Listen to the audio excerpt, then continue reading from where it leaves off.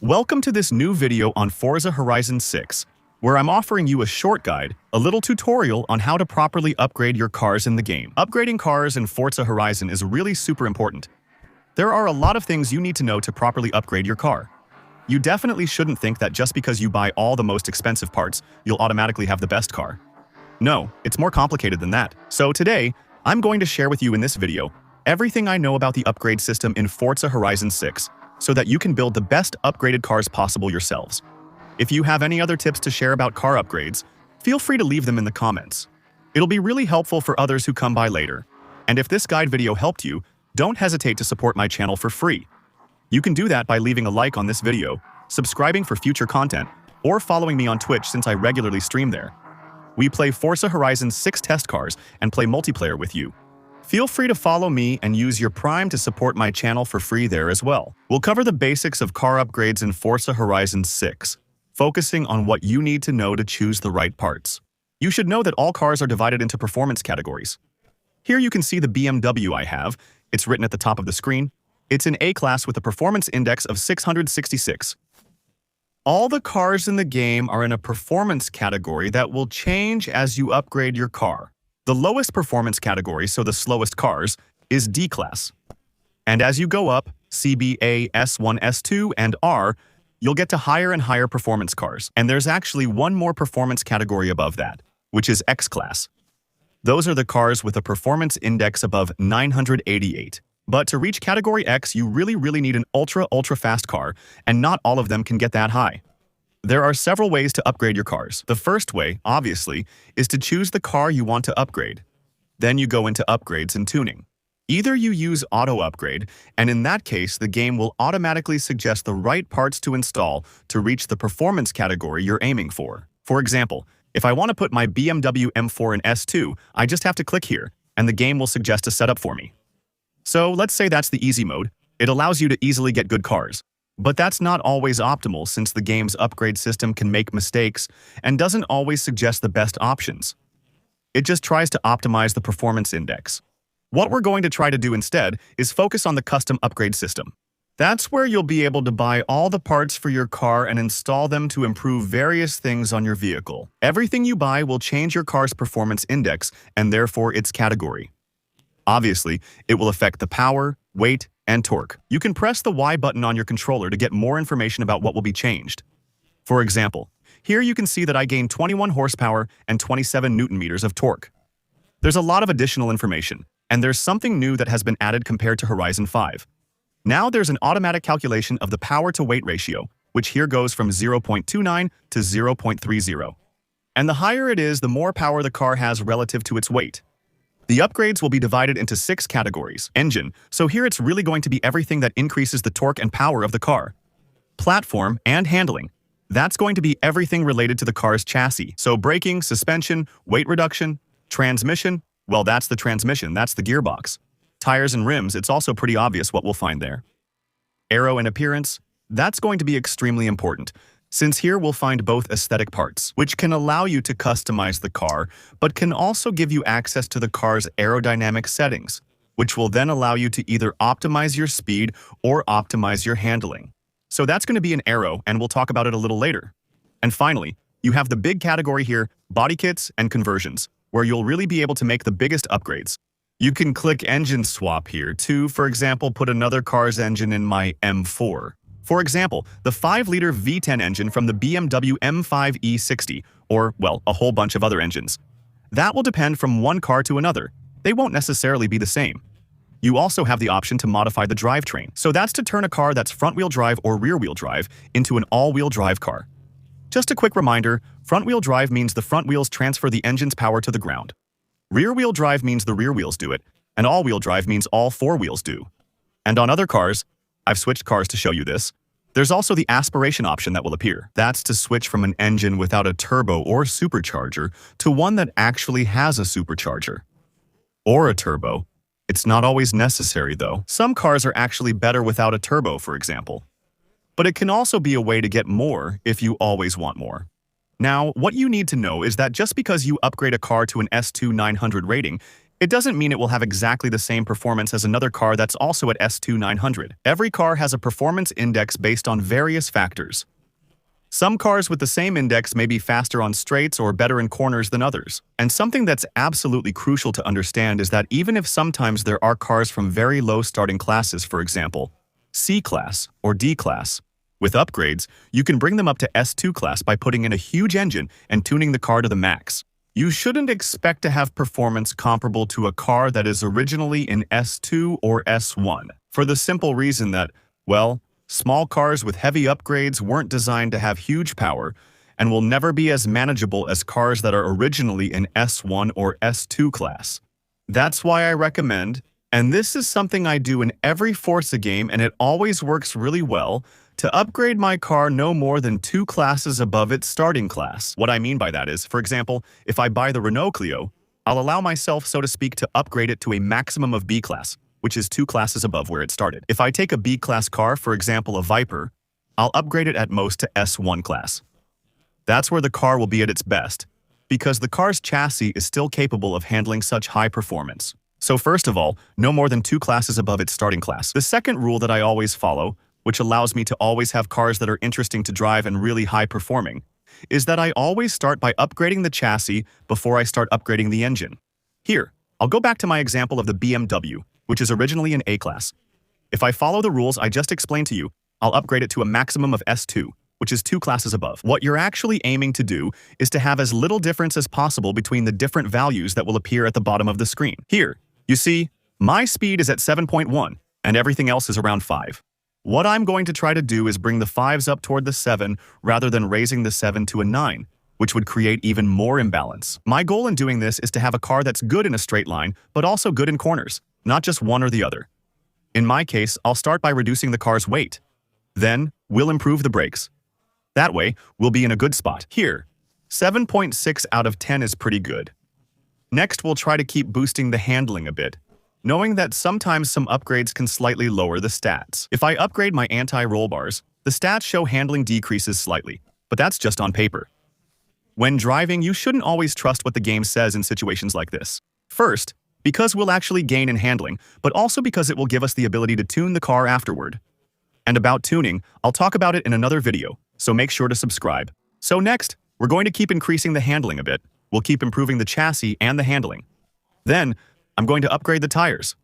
I think we'll go straight for slick tires on this one. So here, it's the same, a little rule I've been following on Forza for a while now, and it works well. Below S1, sport tires are enough. In S1 and S2, you need to go for semi-slicks. And really, for top performance in S2, R, or X, you have to go with slick tires. So I'm going to go with slicks. Obviously, there are other types of tires as well. There are drift and drag tires, but I'll cover those later. For now, let's focus on standard upgrades most players use. Here, we've installed slick tires. We can improve the handling a bit more by widening the tires. You see here, it might not be super obvious, but yeah, it does make a difference. Wider tires generally mean better grip. Next, very important, we're going to install the Forza Aero, or any kit where you see that it changes from non-adjustable to adjustable here. So indeed, these aren't always the best-looking body kits. You see, when I upgrade these parts on my car, you can see the numbers here go up. So here, without the spoiler, we're at 11.35 and 11.53.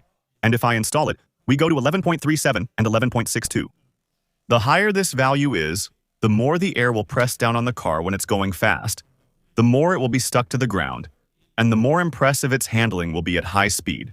So even if it's not very pretty, it already boosts the car's handling a lot. And on top of that, we'll be able to adjust it, which will really let us do whatever we want with it. So here, on this car, it's true that you can almost improve everything without going over 2 extra performance categories and without unbalancing the car too much. It's true that when I look at the stats, overall, we're not too bad.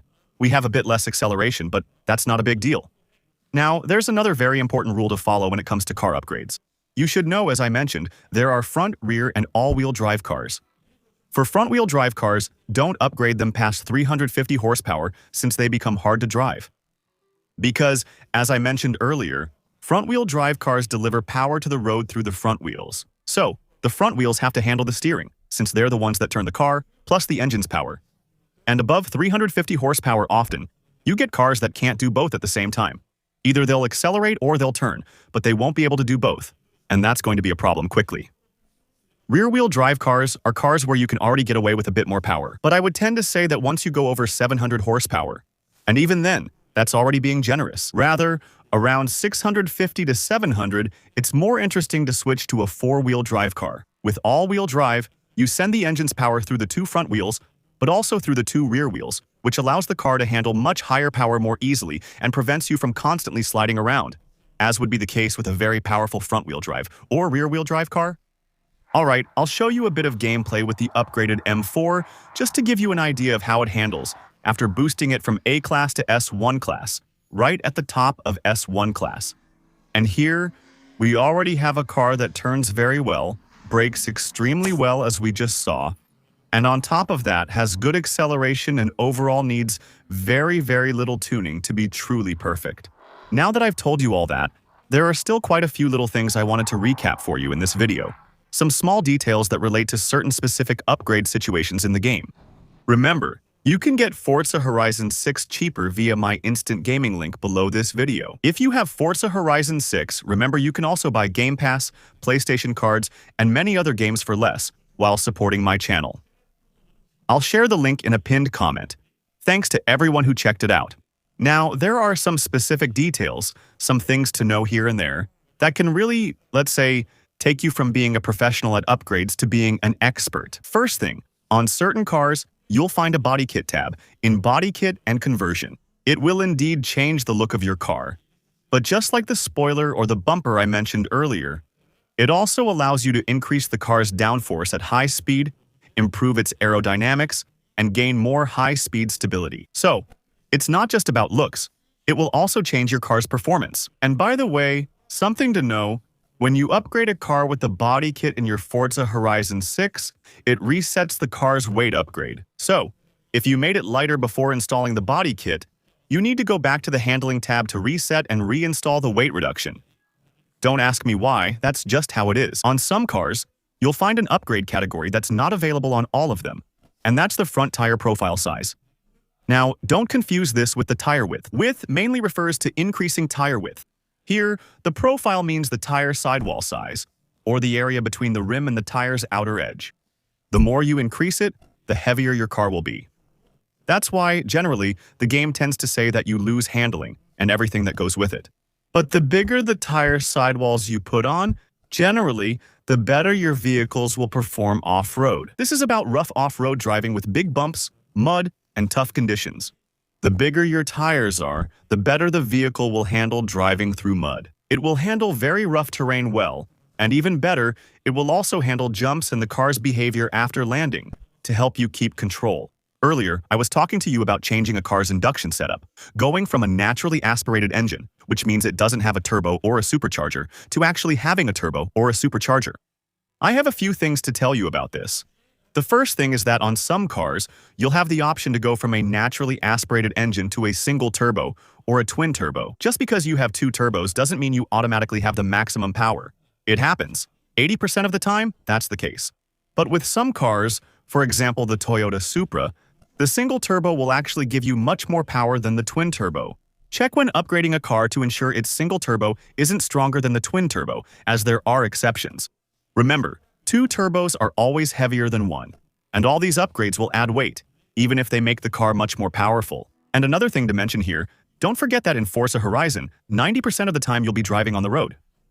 Sure, there are some off-road events and everything that comes with them, but most of the time, we're still on asphalt. On asphalt, when you start getting cars, let's say from A class, so S1, S2, R, and RX. What's going to be very interesting is to maximize power while having, in quotes, the least amount of torque possible. Usually, it's more interesting to have 600 horsepower from a naturally aspirated engine than from a turbo engine. So there you go. It's a bit of nerdy nonsense talk. But if you look at the Performance tab at the bottom, you can see here there's a little pink curve. That's the engine's power delivery. The smoother it is, the easier the car will be to handle, and the more you'll be able to floor it coming out of a corner. On the other hand, the more of a spike you get. When I add the turbo, you can see a peak before it smooths out. The more it'll make the car feel, quote-unquote, unpredictable. And there will be a power spike that's not necessarily the easiest to handle, and it won't necessarily let you go full throttle coming out of a corner. So that's true for traditional races. But if you're doing rally or drag racing, it's not the same. So if you're doing drag racing, clearly having a lot of torque is really useful because it really lets you get an incredible start, especially since, in this game, there are drag tires. Those tires, found at the bottom of the list with the slick icon, are completely smooth. They offer great straight-line grip, but perform poorly in corners. You only equip them if you're doing drag racing, otherwise you'll have a car that just won't turn. It's kind of the same for snow tires. Snow tires are great for driving in the snow, obviously. They're probably even necessary for driving on ice. But keep in mind, they're not the most effective on dirt. These aren't all-terrain tires, they're really just snow tires. And obviously they're not the most effective once there's no more snow. And when there's no more snow, it's better to switch back to more traditional tires. Another important thing to know about this game is that slick and semi-slick tires are less effective in the rain than street, sport, or stock tires. The same goes for rally tires in this Forza, and I think that's been the case since Forza Horizon 4. The vehicle's performance rating will be affected by the tires you have installed, but it will also change how the vehicle reacts depending on the circumstances. And in the rain, slick tires, even though they give a very good performance rating, well, they're completely smooth tires and you're going to lose grip. So it's the same if you're racing in the rain, switch back to tires with more tread, which will simply be more effective in the rain in the end, even with a lower performance rating. Similarly, you have to make a clear distinction between rally tires and off-road tires. Rally tires are made to drive more or less on flat surfaces. Well, a few bumps aren't a problem, but mostly on flat surfaces on dirt, sand, or gravel. That's really where they'll perform best. If you're going for a cross-country build, really to build big 4x4s that will tackle dunes, steep hills, big jumps, you need different tires. You really need all-terrain racing tires, which will also be more effective in mud and in extreme rain. You also have drift tires, which are for drifting, as you might have guessed, and you can pair them in the game with drift springs and shock absorbers, which aren't necessarily available on all cars, but they are available on many cars. This lets you lower your car more, and most importantly, increases front-wheel camber beyond what traditional suspensions allow. And the more front camber you have, technically it's true that you'll have a car that's better at drifting and easier to control in corners. To wrap up, I have two more things to share before we finish this long video on car upgrades in Forza Horizon 6, which I hope has been thorough. The first thing is that there are certain performance parts in the game that will really let you fine-tune your performance index down to the exact point. So, for example, if you're at 901, which means you're at the very beginning of the S2 category, and you want to go back down to S1 900, gaining or losing a point is very easy with the parts I'm going to show you now. The flywheel upgrade will add either 1 point or 2 points, so it's also possible to remove them and lose 1 or 2 points depending on the configuration of the car you want. Tire width changes by 1 or 2 points each time as well. If you want a specific performance index, this is a good method. And finally, there are also reinforcement upgrades that can sometimes let you gain 1 or 2 performance points, so you can really fine-tune your car exactly the way you want it. Lastly, I have something to share that relates to a slightly different category of cars. There are still a few cases where upgrading your car's power first and really making it a powerhouse without necessarily upgrading anything else can be very interesting. The most obvious case is what we call power builds. It's a type of upgrade in the game that focuses only on improving the engine and sometimes allows you to get extremely powerful cars in very low performance categories. It pretty much only works on muscle cars, and you have to understand that if you do this, you'll have a car that's an absolute monster in a straight line compared to other cars in the category. So this mainly applies in the D, B, and C classes. It only works in some cases, but when it does, it's amazing. In corners, though, it's a big clunker. It will work on muscle cars where, in fact, these cars usually have really crappy stock tires, so you can really increase the power a lot without the game's performance index going up much, which means you end up with cars that have 1,200 or 1,300 horsepower in B, C, or D class, which is normally impossible, or at least not recommended. And another thing to mention, it's true that I didn't really talk to you about gearboxes in this video. With these muscle cars, upgrading the gearbox is usually a top priority. Most cars from the 60s and 70s have 4-speed gearboxes, with some only having 3. When you take a muscle car and upgrade it, start by upgrading the gearbox to a 5 or 6-speed, even 7 if you really want to. That alone will let you get a much higher top speed right away, but it will also let you have gears that are much better spaced. More gears, shorter ratios. That makes cars perform better overall. So I think I haven't forgotten anything here. I think now you have everything you need to get started in Forza Horizon 6 with perfectly upgraded cars. Again, if you have anything else that comes to mind, feel free to leave them in the comments for others who come by. It will definitely be very useful for them. As I said, don't hesitate to subscribe to my YouTube channel for upcoming videos, because we're going to do a lot of guides and tutorials on Forza Horizon 6, including on tuning. Since we've only talked about upgrades so far, we haven't talked about tuning yet. That will come in a future video, maybe tomorrow or the day after. So make sure to subscribe. Come on, give it a like. It really helps this kind of video get discovered. I'm counting on you. And well, listen, all that's left for me to say is, have a good evening. Enjoy the game. Enjoy upgrading. And see you very soon for the next video. Bye.